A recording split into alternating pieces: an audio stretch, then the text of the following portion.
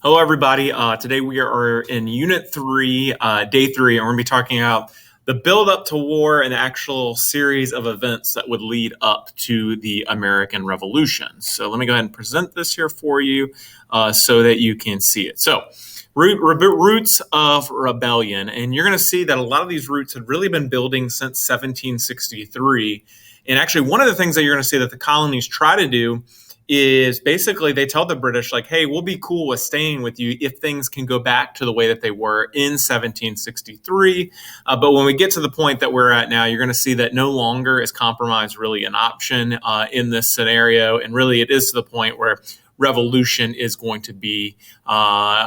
or rebellion is going to be the answer to what's going on with British policy. You're going to start today. You're going to have a timeline to do of some of the events that actually built up to the American Revolution and built up to the first battle at Lexington and Concord there.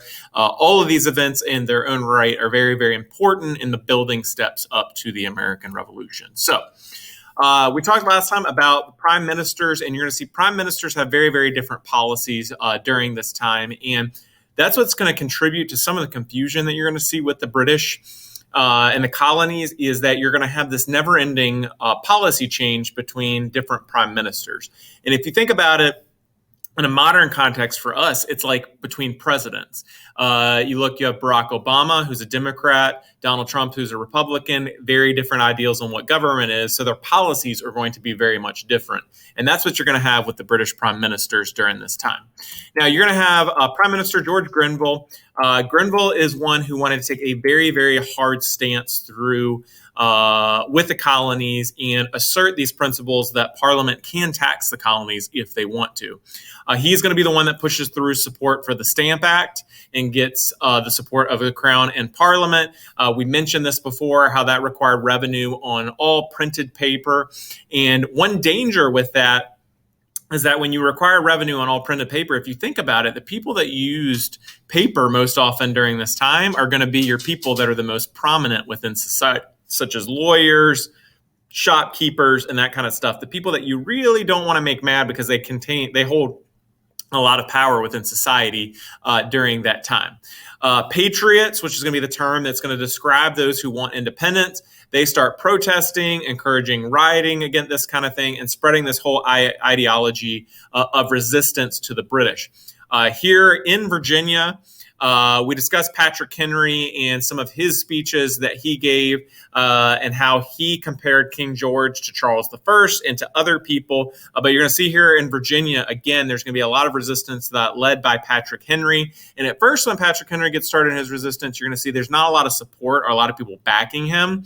But over time, that support really would increase for him. So you'd have the Stamp Act Congress that would meet together, and this would initiate a call for the colonies to work together to oppose the Stamp Act. You'd have 9 states that would meet together for this, and they'd pass a set of resolutions. With those resolutions, they would protest the loss of American rights and liberties, including trial by jury, because we had talked about how the British had gone to those vice admiralty courts and that kind of thing. And it also challenged the constitutionality of the Stamp and the Sugar Acts.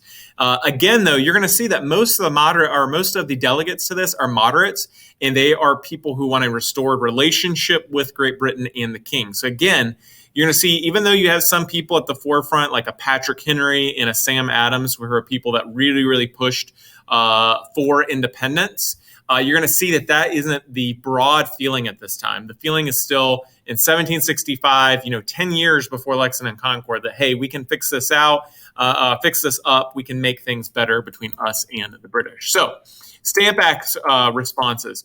November 1st, 1765, you would actually see mobs that would demand resignation of stamp tax collectors.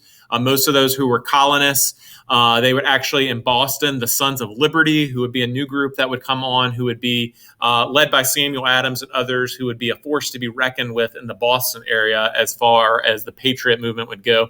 They would actually behead and burn an effigy of a tax collector and destroy his warehouse. You would see the house of the lieutenant governor is attacked.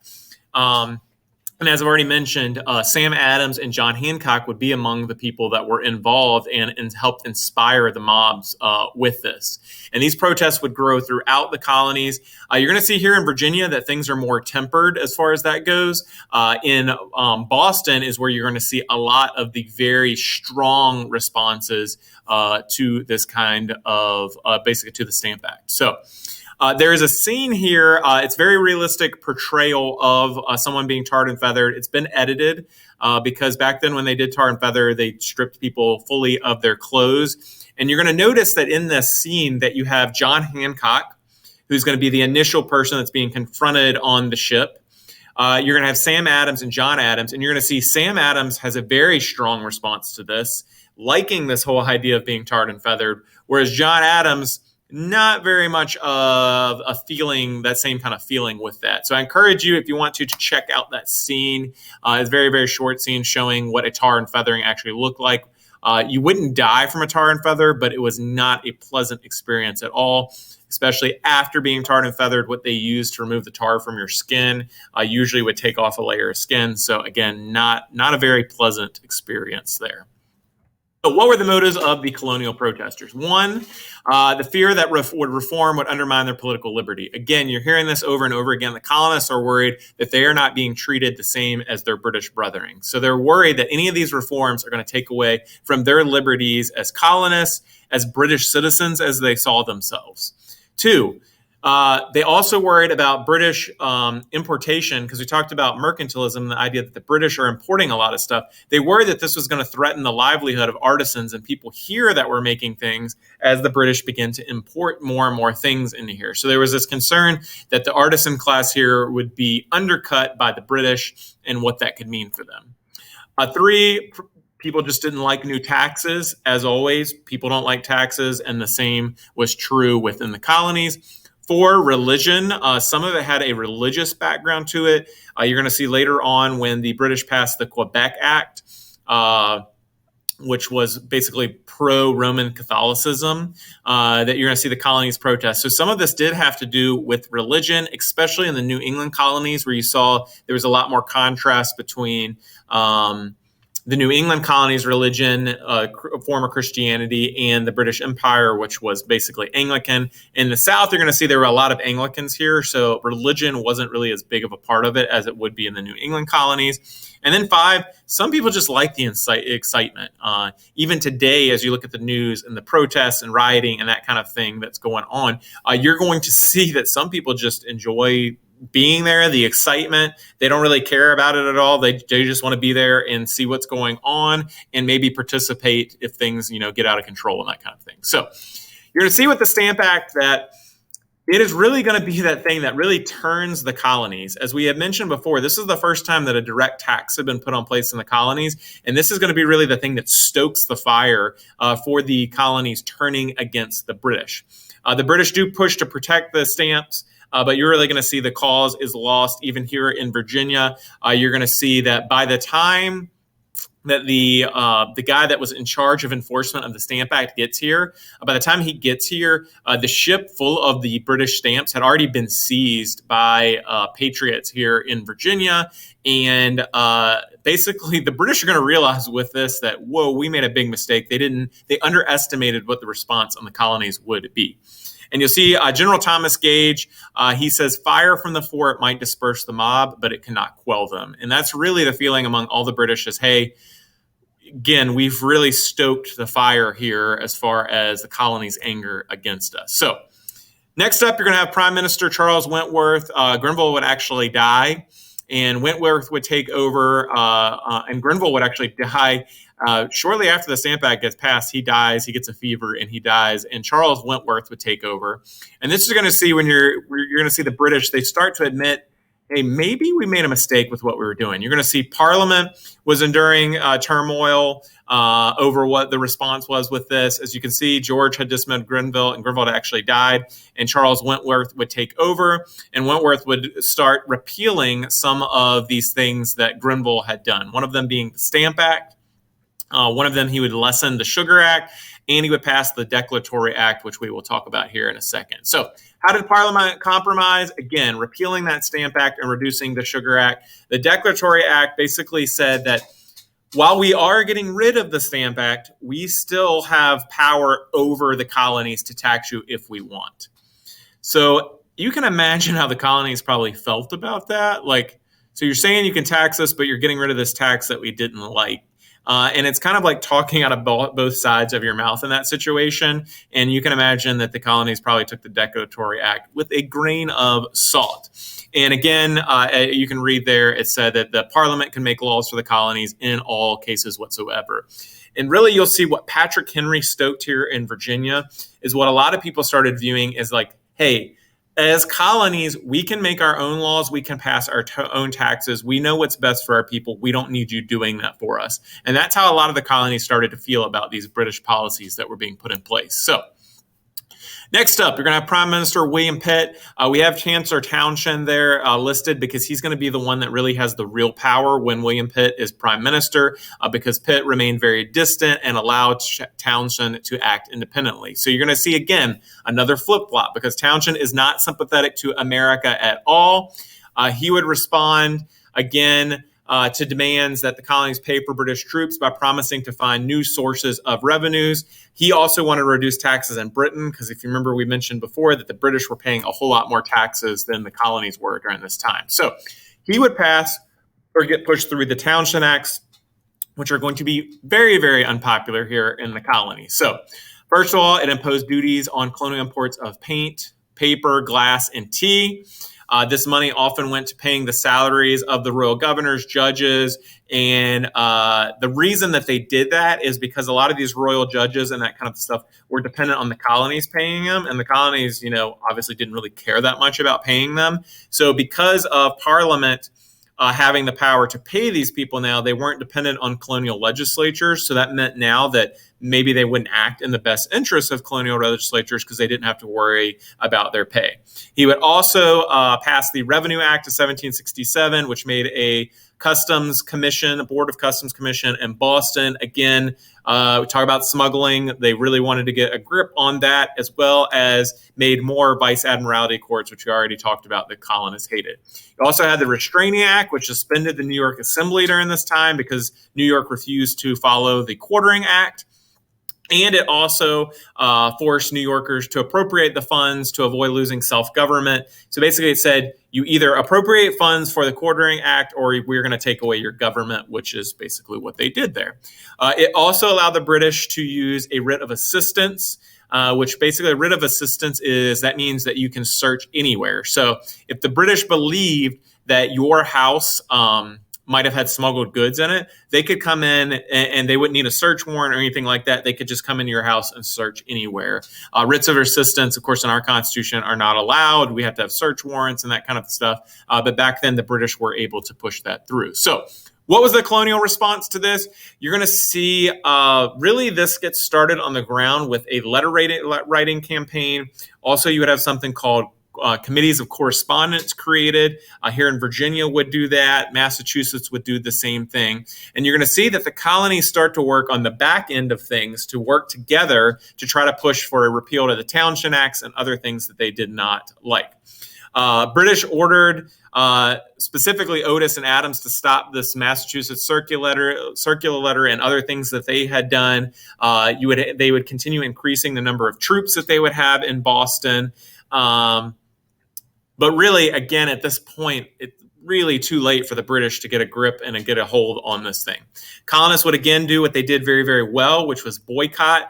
This would be their second big boycott that they would do, and they began to boycott British products. Smuggling also increased. And when I say they boycotted British items, they boycotted everything. They started making their own clothes.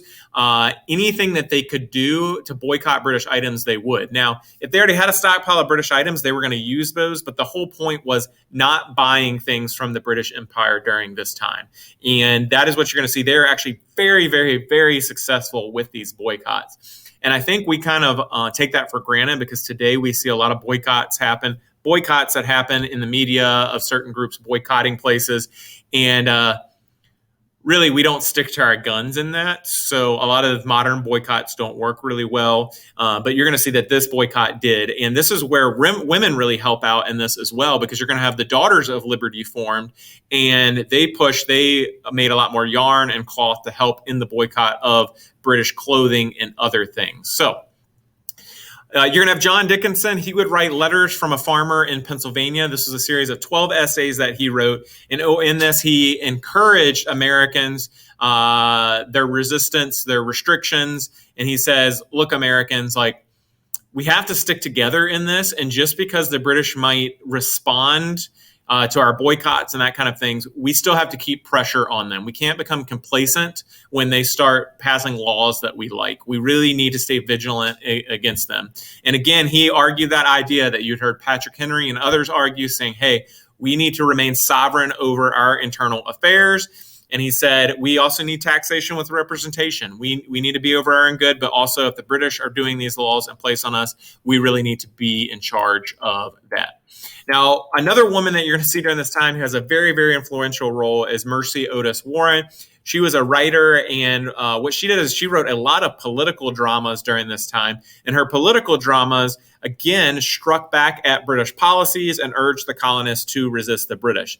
Now, she was also influential because you're going to see a lot of our big founding fathers, John Adams, Thomas Jefferson, Washington, Patrick Henry, and others. She regularly corresponded with them and wrote about things, and they talked about what was going on politically and what was going on with the British. So she is going to be one, again, that she had the ear of a lot of our founding fathers. And another person along those lines was also Abigail Adams. Abigail Adams was very involved politically, and she wrote extensively with her husband, but she also wrote extensively with others like George Washington and Thomas Jefferson as well. So we do have women on the roll that have a place in the American Revolution and in the build up to it as well.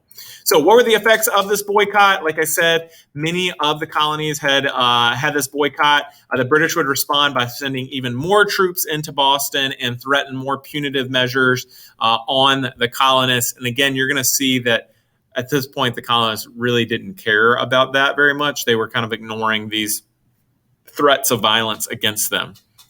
So you're going to see in 1765, we had started with parliamentary debate, but now by 1768, we are to military coercion. So now it isn't just debate. Now it's, we're going to send in the military and make you do what we want you to.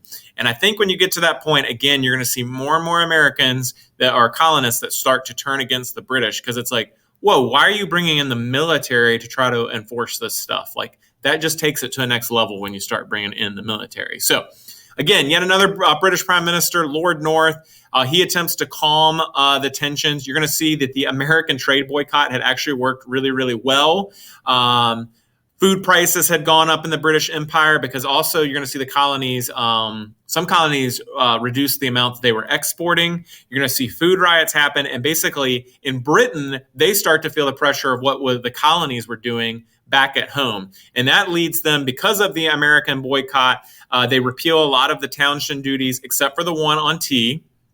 And you're going to see that after that, the colonists would call off the boycott. So again, another boycott worked and helped the colonists to get what they wanted. You're going to see with this, there is some art for you to analyze with the Boston Massacre there. And we'll talk more about that as we go on here. But I encourage you to check those out and look at how the different ways the Boston Massacre is represented. And you can see the different images there. All right, so tensions, again, still very, very high during this time. Riots and protesting were very, very common within Boston. And again, you have a lot of soldiers there as well. Finally, March 1770, you're going to have a group of soldiers who are there protecting the State House there. And you're going to have colonists that are there basically provoking them, throwing snowballs at them. Some of them were throwing snowballs with rocks in them. They say a lot of them were around with basically what it essentially was like hammers and mauls and that kind of thing, threatening them. And history isn't really sure exactly the course of events here. They think that the colonists were actually yelling fire at the British troops as well. And they think that maybe one of the British troops got hit by one of these snowball-filled or rock-filled snowballs, called him to fall and shoot. Either way, in the confusion of all of this, the British soldiers actually fire on. They kill 5 men in Boston, and Patrick Henry would end up getting this event, the title, the Boston Massacre. And you're going to see within that group of protesting, we'll have an African American, Crispus Attucks, who would be among those killed. Now, Ben Franklin, Patrick Henry, Samuel Adams all advocate for equality in Parliament, and you're going to see again that with this, like, they're using this as another, like, hey, we need representation. People are angry, they want representation, and again, this is going to be another one of those events that's going to push Americans more towards wanting independence. And really, if you're looking at events during the American Revolution or building up to the American Revolution, the Boston Massacre is going to be one of those, like, turning point events as far as getting the colonists on the side of independence.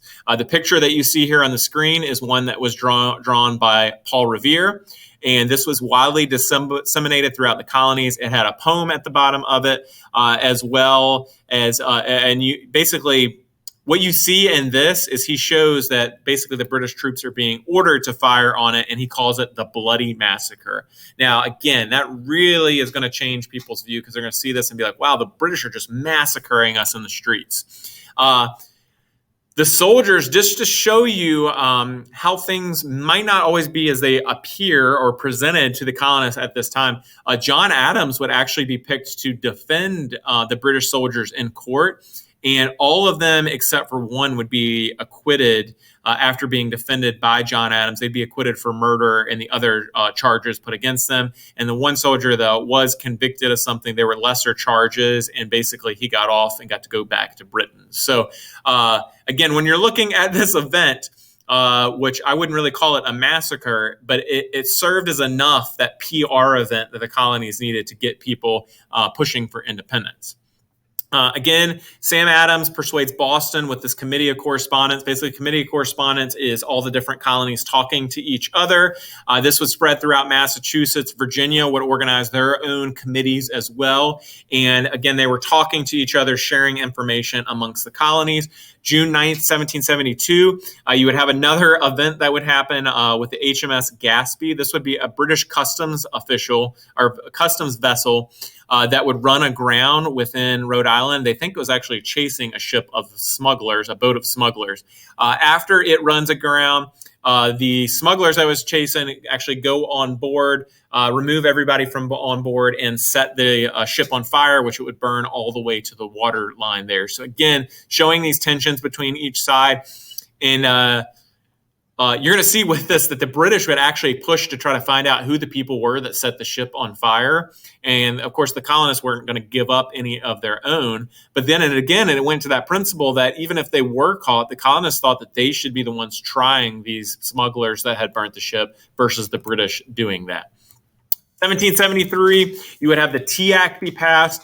This helped provide some financial relief to the British East India Company. And how would this affect colonists? Well, the interesting thing with the Tea Act is the Tea Act actually reduced the price on tea within that. It made Indian tea, which was the better quality tea during that time, it made it cheaper, which meant that, typically something's cheaper, people are going to buy it. Well, colonists were upset with this. Even though this was cheaper and of a better quality than the tea that they normally drink, they saw this as a way that the British were getting them to pay the townshend duty on tea that they did not like. So again, the colonies are looking very, very skeptically at like a skeptic at everything the British do. And that's the same with the Tea Act. So even though the Tea Act reduce the price of tea, you're going to see that the colonists still are unhappy because they say, hey, they're trying to force us into paying this townshend duty. Merchants weren't happy about this tea either because it got distributed directly to shopkeepers, which basically took out the middleman. They did not like that as well. And again, the Patriots accused Parliament of trying to bribe them and give up their rights and their ability to petition British taxes during this time. So that leads 1773, you have the Boston Tea Party, where the Sons of Liberty, they prevent these East India ships from unloading new supplies. They boarded disguised as Indians and broke open 342 chests of tea and throw them into the harbor. I always get the question, why didn't they just steal it? The point that they were trying to make with this is, we don't like the tax and we aren't going to put up with this. And so to them, it was a bigger impact to let's throw it in the harbor. And I forget the exact value today in today's money, but it was a large, large sum of money, all of that tea getting dumped into the harbor there. Again, this is Boston, and you can imagine there's already troops there. The British response to this, not going to be so good. So Parliament would pass the coercive, also known as the Intolerable Acts. They rejected the whole idea of repealing this duty on American tea, and they would pass the following. And this was a whole series of acts. And again, in the colonies, they called these the Intolerable Acts. One, Port Bill closes Boston Harbor. You can say that's a direct response there to the Boston Tea Party. Two, the Government Act gets rid of Massachusetts' charter, prohibited town meetings, which, again, town meetings had been a hallmark of the New England colony since the very beginning. They repass another quartering act. They passed the Justice Act, which allowed for trials for capital crimes to be transferred to Britain. Again, we talked about that the British did not like that the colonists would try their own people because a lot of times they were found not guilty. Then you have the Quebec Act as well, which that recognized Roman Catholicism within Quebec and enlarged Quebec's territory. Again, you'll see a lot of distrust in the colonies of Catholics due to historical issues between the Anglican and Protestant groups and the Catholics there. So British throughout the colonies now are going to start to unite against the British. And again, as we get closer and closer to 1775, you're going to see more and more people are pushing against the British.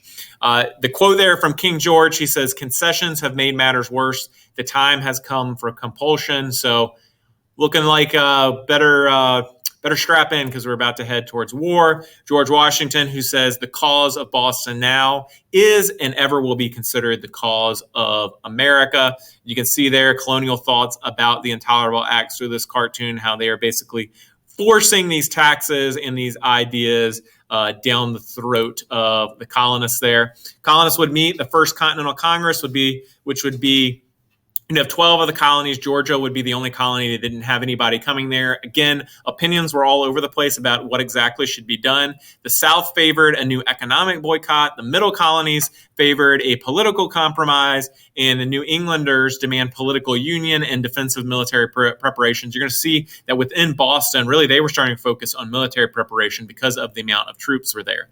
But again, the goal of the First Continental Congress was not for independence, but to protest parliamentary infringements on colonial rights during that time. And again, you're going to see Patrick Henry, Sam Adams, they are at the side of the most patriotic or most patriot side of wanting the colonies to probably eventually declare independence. And you'd actually hear Patrick Henry was heard at this making comments along those lines with that. You'd also see this whole idea of the colonies, again, working together and trying to work out some sort of compromise with the British. But at this point, it was becoming more and more unlikely. So Congress would adopt 4 measures: the Suffolk Resolves, which called for a repeal of the Intolerable Acts, and for the colonies to start making military preparations and do yet another boycott.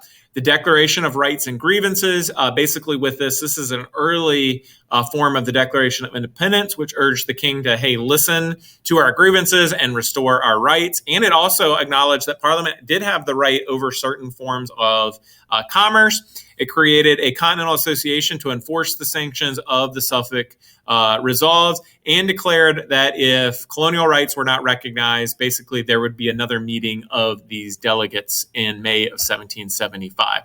Parliament would respond to this. Lord North says, hey, fine then, we'll do what you want to do, but you have to pay for your own defense and administration, and you must acknowledge Parliament's authority to tax, not just power over commerce, but also their ability to be able to tax.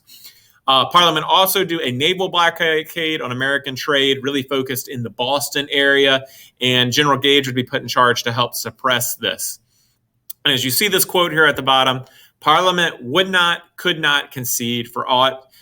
He could see that it must come to violence, and it was getting to that point. You will see that in the countryside that you do have some mixed feelings about the war. A lot of people in the countryside did not like rising taxes. And as a response, they planned more boycotts. And a lot of patriots were able to appeal to the yeoman farming tradition because of the reasons that you can see there. You would have a lot of Americans that would decide to remain loyal. And actually, you're going to see a lot of loyalists in areas like New York City, Norfolk, Virginia. You're going to have a lot of people that wanted to remain loyal. A lot of times that involved money because they were worried about what could happen if they didn't remain loyal as far as money and their businesses and that kind of stuff. The Quakers in Pennsylvania were not a fan of the whole idea of possibly declaring independence and all of that. You will see that some of the poor in society also didn't like the Patriot cause because a lot of the patriots were people who were leaders in society and who were wealthy, and they just didn't support them with that. So also, slaves planned to escape when English troops would arrive as well. And that's one thing that the English did, is that even happened here in Virginia, the talk of arming slaves and promising slaves their freedom if they would help fight for the British Empire. So again, failure of compromise. You're going to see Massachusetts was already in open defiance of the British. The Massachusetts House was doing their own thing. Here in Virginia, the royal governor had actually not allowed the House of Burgesses to meet. Or when he did allow them to meet, if they started talking anything that bordered on treason, he would shut them down. And basically what they would do is go to other places in the state that would meet, such as St. John's Church in Richmond, where Patrick Henry gave his famous liberty or death speech.